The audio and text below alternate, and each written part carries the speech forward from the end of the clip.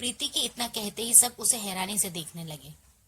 भानु की माँ ने हंसते हुए गंगा से कहा, गंगा बाई साहब, आपकी बेटी तो बहुत हंसमुख है।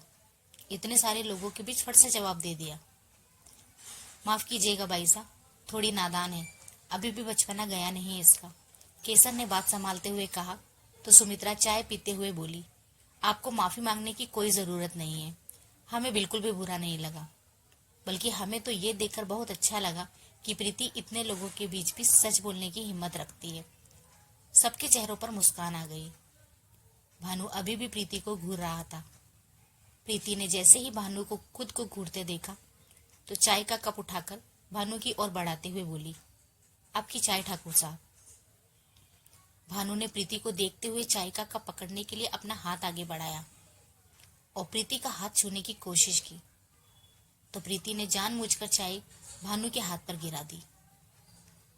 भानु अपना हाथ झटकते हुए उठ खड़े हुए। बाकी सब भी उठकर खड़े हो गए। सुमित्रा तुरंत भानु के पास आई और उन्होंने भानु का हाथ देखकर पूछा, आप ठीक हैं बेटा? आपका हाथ जला तो नहीं? आई एम सॉरी ठाकुर साहब, वो आपने अचानक से मेरा हाथ पकड़ा तो मैं थोड़ा घबरा गई। बस इसी घबराहट में मेरे हाथ से चाय गिर गई। प्रीति की इतना कहते ही सुखदेव गुस्से में भानु को घूरने लगे। गंगा को भी ये बात अच्छी नहीं लगी और वो भी भानु को घूरने लगी। पर विक्रांत को प्रीति पर बहुत गुस्सा आया और वो केसर की ओर देखने लगा। प्रीति फिर से बोली, सॉरी, आइए मैं आपको मलहम लगा देती हूँ। प्रीति बेटा तू अंदर जा, भानु प्रताप को मलहम विक्रांत लगा देगा, सुखदेव बोले। ये सुनकर भानु ने प्रीति को घूरते हुए सुखदेव से कहा, हमारा इरादा इनका हाथ पकड़ने का बिल्कुल भी नहीं था। वो हमारा ध्यान कहीं और था, बस इसलिए गलती से चाय के कप की जगह इनका हाथ पकड़ लिया हमने। कोई बात नहीं बेटे, कभी कभी अनजाने में गलती हो जाती है और प्रीति तो है ही ना समझ। मैं इसकी तरफ से आपसे माफी मांगती हूँ, केसर ने बात संभालते हुए कहा। तो भानु ने फिर से प्रीति को घूरा और बोले, हमें भी इनकी बातों का बिल्कुल भी बुरा नहीं लगा, क्योंकि इन्होंने जो समझा वही कह दिया। ये सुनकर प्रीति भानु को घूरती हुई वहां से चली गई। मैं मलहम लेकर आता हूँ, इतना कहकर विक्रांत भी उठकर जाने लगा तो भानु ने उसे रोकते हुए कहा, नहीं विक्रांत, उसकी कोई जरूरत नहीं है, हम बिल्कुल ठीक है, चाय इतनी गर्म नहीं थी। सुखदेव ने गंगा की ओर देखकर कहा, बहू जाइए, भानु प्रताप के लिए दूसरी चाय ले आइए और सावित्री बाई साहब का सामान मेहमानों के कमरे में रखवा दीजिए। ये लोग कुछ दिन हमारे साथ हवेली में ही रहेंगे। जी बाबा साहब, अभी रखवा देती हूँ और चाय भी ले आती हूँ। इतना कहकर गंगा रसोई घर में चली गई। इधर प्रीति गुस्से में अपने कमरे में आई और बोली, जितने बड़े इंसान हरकतें उतनी ही घटिया और नजरें वो भी गंदी, जो लड़कियों को गलत इरादे से देखती है। इनसे तो अच्छे वो शहरू बाबू थे, उनके इतने करीब जाकर भी मुझे उनकी नजरों में गंदगी नजर नहीं आई। जिस तरह उन्होंने मुझे कल रात पकड़ा था, उन्हें नहीं पकड़ना चाहिए था, पर उनकी आंखों में सिर्फ गुस्सा था। और ये भानु प्रताप, इनकी तो नजरें ही बता रही हैं कि ये औरतों को किस नजर से देखते हैं, किसी को पसंद आए या ना आए। अब मैं भानु प्रताप से शादी कभी नहीं करूंगी। मत करना, पर मेरे साथ नदी पर मिट्टी लेने तो चल सकती हो ना? पारो ने वहां आकर पूछा। उसे देखते ही प्रीति मुंह बनाकर बेड पर बैठ गई। पारो आकर उसके पास बैठी और बोली, वैसे बाहर तूने जो कुछ भी किया वो सब मैंने देखा, तूने चाय जानबूझकर गिराई ना? इतना सुनते ही प्रीति हैरानी से पारो को देखने लगी और पारो उसे, और फिर दोनों जोर जोर से हंसने लगी। प्रीति हंसते हुए बोली, चाय उस पर गिराने के लिए ही उसे दे रही थी, पर उसने खुद ही ऐसी हरकत कर दी कि मुझे चाय गिराने का बहाना मिल गया। वैसे चाय गर्म थी क्या? पारो ने पूछा तो प्रीति झट से बोली, हाँ, अच्छी खासी गर्म थी, और उस ठाकुर भानु प्रताप का हाथ भी जरूर जला होगा, पर इतने लोगों के बीच वो कुछ बोल नहीं पाया। ये सुनकर पारो हंसने लगी। प्रीति उठी और उसने पारो का हाथ पकड़कर उसे ले जाते हुए कहा, चल नदी पर चलते हैं और बाजार भी चलेंगे, मुझे गोलगप्पे खाने हैं। अरे पर इधर से कैसे जाएगी? यहाँ तो मेहमान बैठे हैं, मैं खुद पीछे के दरवाजे से आई हूँ। पारो ने प्रीति का हाथ पकड़कर उसे रोकते हुए कहा। प्रीति जल्दी जल्दी चलते हुए बोली, पीछे से ही जाएंगे, इससे पहले कि कोई हमें देख ले, चल। दोनों एक दूसरे का हाथ पकड़े हवेली के पीछे के गेट से भाग गई। इधर विक्रांत भानु को उसका कमरा दिखाने के लिए ऊपर ले आया। उसने भानु का सूटकेस कमरे में रखा और बोला, अब आप थोड़ी देर आराम कर लीजिए, फिर हम आराम से बात करते हैं। ठीक है, भानु ने कमरा देखते हुए कहा।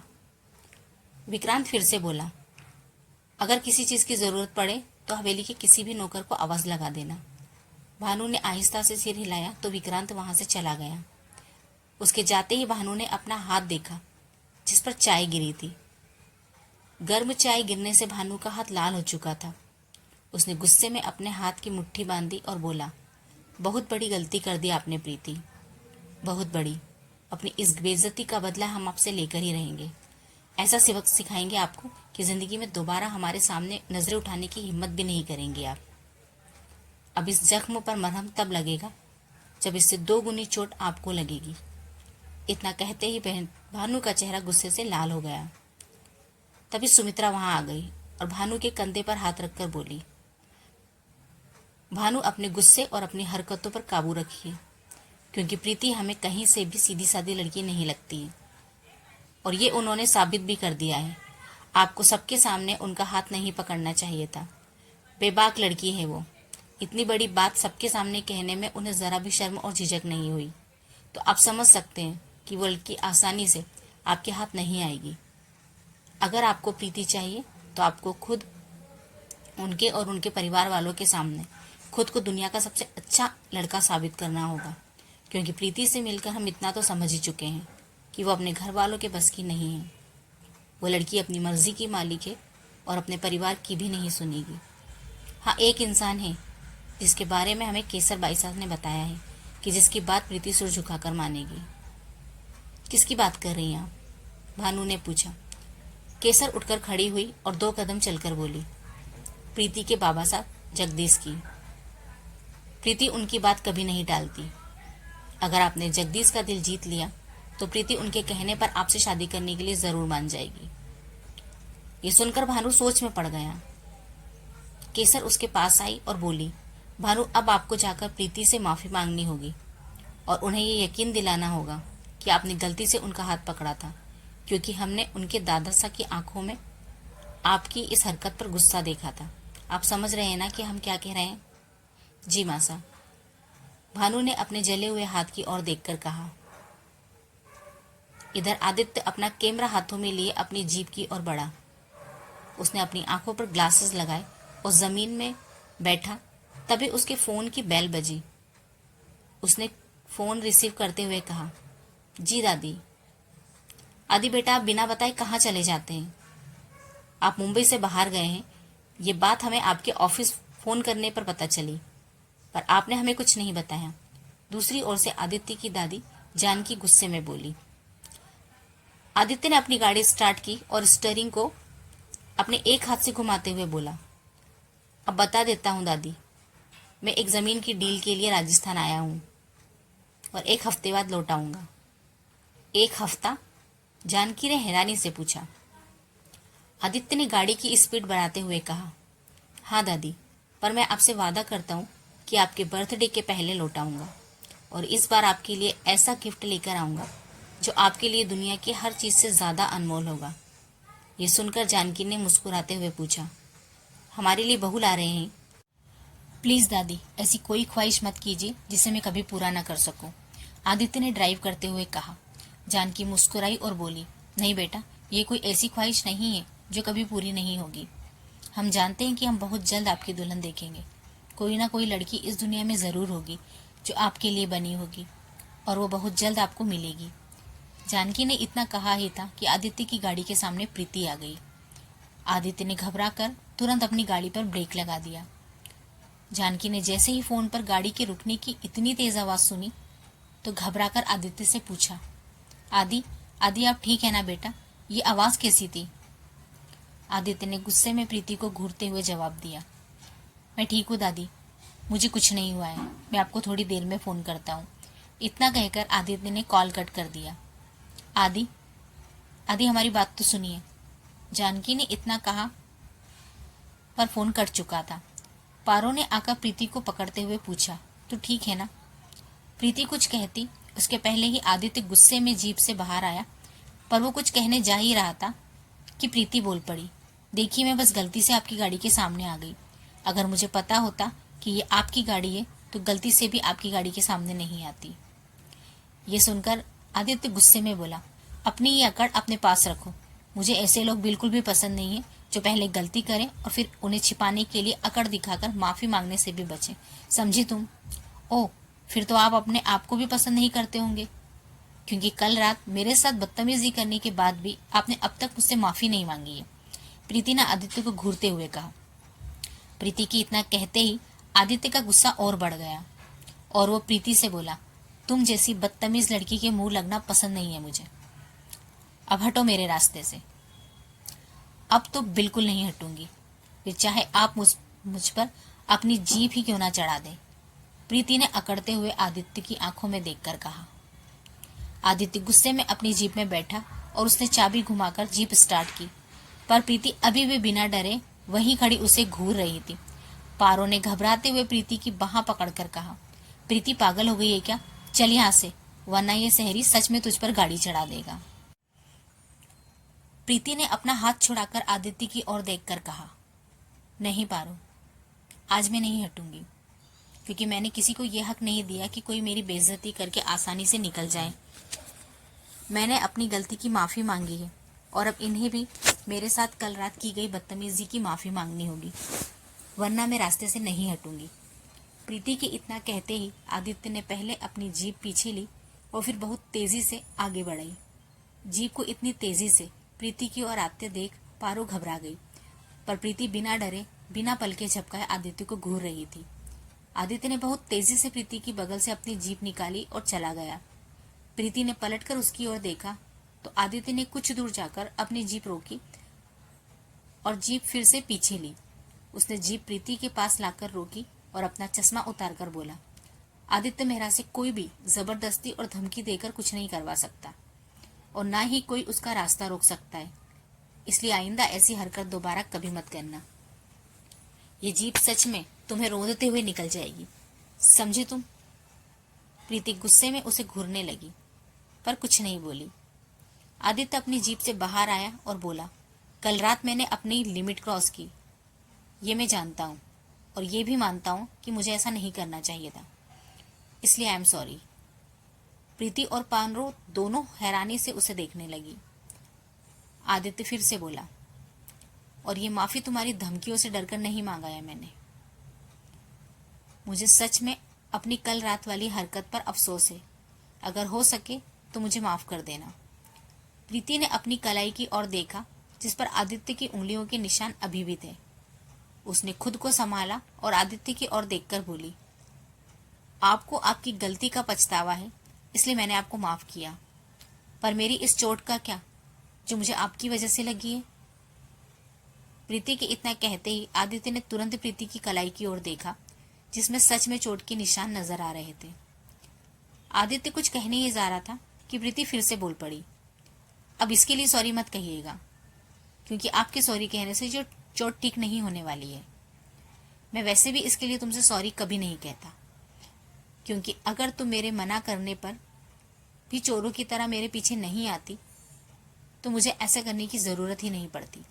इसलिए तुम्हें जो चोट लगी है वो तुम्हारी अपनी गलती से लगी है। आदित्य ने इतना कहा और फिर से अपनी जीप में बैठकर चला गया। प्रीति को आदित्य पर बहुत गुस्सा आया। उसने गुस्से में जमीन से एक पत्थर उठाया और फिर से आदित्य की जाती हुई जीप पर दे मारा, पर इस बार पत्थर सीधे आदित्य के कंधे पर जा लगा। यह देखकर प्रीति की आंखें बड़ी बड़ी हो गई और उसने अपने दोनों हाथ मुंह पर रख लिए। आदित्य ने तुरंत अपनी जीप पर ब्रेक लगा दिया। जीप के रुकते ही पारो वहां से भाग खड़ी हुई। उसे देखकर प्रीति ने भी उसके पीछे दौड़ लगा दी। आदित्य ने गुस्से में बहुत जोर से अपना हाथ अपनी ही जीप की स्टीयरिंग पर दे मारा और फिर जीप स्टार्ट करके वहां से चला गया। प्रीति और पारो भागती हुई नदी के किनारे आ गई और रुककर हाँफने लगी। पारो ने किनारे पर बैठकर अपना मुंह धोकर कहा, प्रीति तू ना सच में पागल हो गई है। तूने उस शहरी बाबू को पत्थर दे मारा? मैंने तो पत्थर उसकी जीप पर मारा था, पर मुझे क्या पता था कि इस बार मेरा निशाना मुझे धोखा दे देगा और उसे चोट लग जाएगी। प्रीति मुंह बनाकर बोली। पारो मुस्कुरा दी और हाथ मुंह धोने लगी। प्रीति वहीं एक पत्थर पर बैठकर बोली, मैंने जानबूझकर उन्हें नहीं मारा, गलती से उन्हें लग गया। ये सफाई तो मुझे नहीं, उन्हें ही देना, क्योंकि वो शहरी यही मानपुर में मदन काका के गेस्ट हाउस में ठहरा हुआ है, मुझे मेरे बापू साहब ने बताया। पारो प्रीति के पास आकर बोली। प्रीति परेशान होकर उसका चेहरा देखने लगी तो पारो फिर से बोली, बापू साहब बता रहे थे कि वो शहरू बाबू यहाँ कोई जमीन खरीदने आया है। पता है मुझे, मैंने ही उन्हें सुमेर से मिलवाया था। प्रीति इतना कहकर नदी की ओर बढ़ने लगी। दूसरी ओर विक्रांत भानु को अपने खेत दिखाने के लिए लेकर आया और बोला, ठाकुर साहब, यहाँ से जहां तक आपकी नजर जाएगी हमारे ही खेत नजर आएंगे। ये सुनकर भानु बोला, इस वक्त तो हमारी नजरों के सामने सिर्फ एक ही चीज नजर आ रही है, आपकी बहन प्रीति। भानु के इतना कहते ही विक्रांत ने तुरंत उसकी ओर देखा। भानु खेतों की ओर बढ़ते हुए बोला, हमें तुम्हारी बहन बहुत पसंद आई है और अब हम उससे शादी करने के लिए ज्यादा इंतजार नहीं करना चाहते। विक्रांत मुस्कुराते हुए बोला, अगर आपने दादा साहब और जगदीश साहब के दिल में जगह बना ली है तो आपका ये इंतजार चुटकी बजाते ही खत्म हो जाएगा और उनका दिल जीतने में मैं आपकी मदद करूंगा, पर आप अपना वादा मत भूलिएगा। नहीं भूलेंगे, भरोसा रखिए हम पर। हमारे पास न जमीन जायदाद की कोई कमी है और न दौलत की। अगर कमी है तो हमारे बच्चों की माँ की और हमारा साथ निभाने वाली पत्नी की। और आपकी बहन से मिलकर हमें लगा कि उनमें वो सारी खूबियां हैं जो हमारे बच्चों की माँ में होनी चाहिए। इसलिए आप अपना वादा निभाइए, हम अपना वादा निभाएंगे। भानु ने विक्रांत की ओर देखकर कहा। विक्रांत ने अपने चेहरे के भावों को बदला और खेती की ओर देखकर बोला, ठाकुर साहब, ये सब जो आप देख रहे हैं वो प्रीति के नाम पर है और इसमें से मुझे 2 गज जमीन भी नहीं मिली है। सालों पहले मेरे बाबा साहब ने दादा साहब से झगड़ा करके पंचायत बुलवाई थी और पंचायत ने उनकी जायदाद के 2 हिस्से बराबर में कर दिए थे। एक हिस्सा मेरे बाबा साहब को मिला और दूसरा मेरे काका साहब यानी प्रीति के बाबा साहब को। पर मेरे बाबा साहब ने अपने सारा हिस्सा 6 महीने में ही जुए और सट्टे खेलने में बर्बाद कर दिया और फिर मुझे और मेरी माँ को सड़क पर छोड़कर चल बसे। वो तो दादा साहब और काका साहब को हम पर तरस आ गया और वो हमें फिर से हवेली में ले आए। पर ठाकुर साहब, काका साहब के साथ मैंने भी इन खेतों में बराबर की मेहनत की है, उनके साथ कंधे से कंधा मिलाकर काम किया है। पर काका साहब ने तो बहुत पहले ही अपना सब कुछ प्रीति के नाम किया हुआ था। पर मैं भी ये तय कर चुका हूँ कि मैं अपना हक लेकर रहूंगा। जिंदगी भर उस हवेली में काका साहब की जी हजूरी नहीं करूंगा।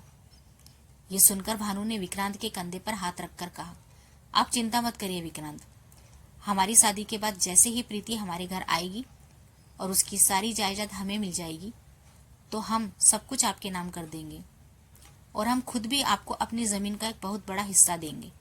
उसके बाद आप इन सब के अकेले मालिक होंगे।